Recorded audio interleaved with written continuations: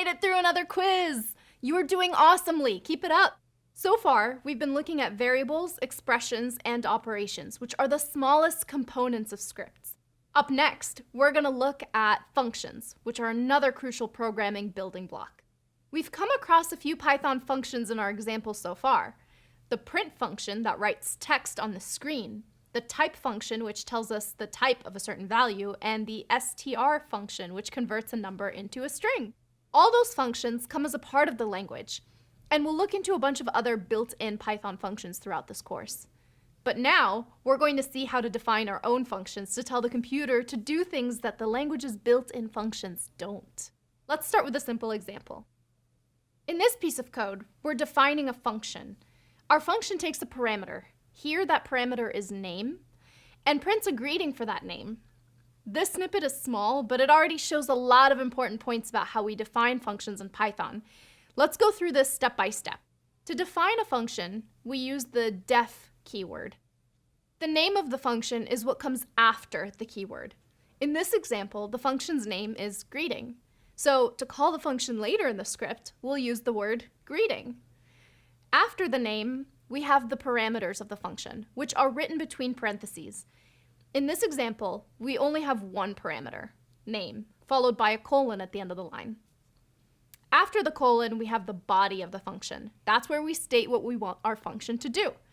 Note how the body is indented to the right. This is a key characteristic of Python, and we'll come across it a bunch. For now, just keep in mind that the body of the function must be to the right of the definition. In this example, the body contains just one line that calls the print function. Looks simple, right? But creating functions can actually be super powerful. The body of a function can have as many lines as we want it to, and do all sorts of fun stuff. We'll find out exactly what in later videos. But for now, let's execute our function and see what happens.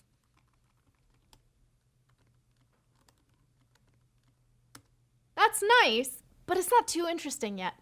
Let's make it do a little more. Our function now receives two parameters instead of one, name and department, and it writes two separate messages. Again, notice the indentation. We can add as many lines as we'd like to the body of the function, but each line must be indented the same number of spaces to the right. In this example, we're using 4 spaces. We could use 2 or 8 or any other number as long as they're all consistent. Let's try calling our new and improved greeting function.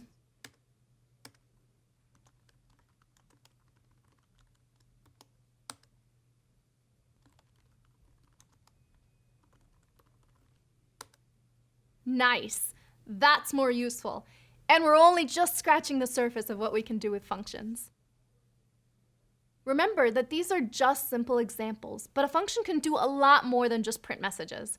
In this course, and throughout the upcoming courses, we'll explore a bunch of other tasks that we can do with Python, and usually we'll write them inside functions. How are you feeling so far? These new concepts are coming fast and furious now. Are you starting to get to grips with it all? If so, awesome. And if some things are still a little fuzzy, now is a great moment to go back and review everything we've covered up till now. Once you're feeling good, meet me on over in the next video.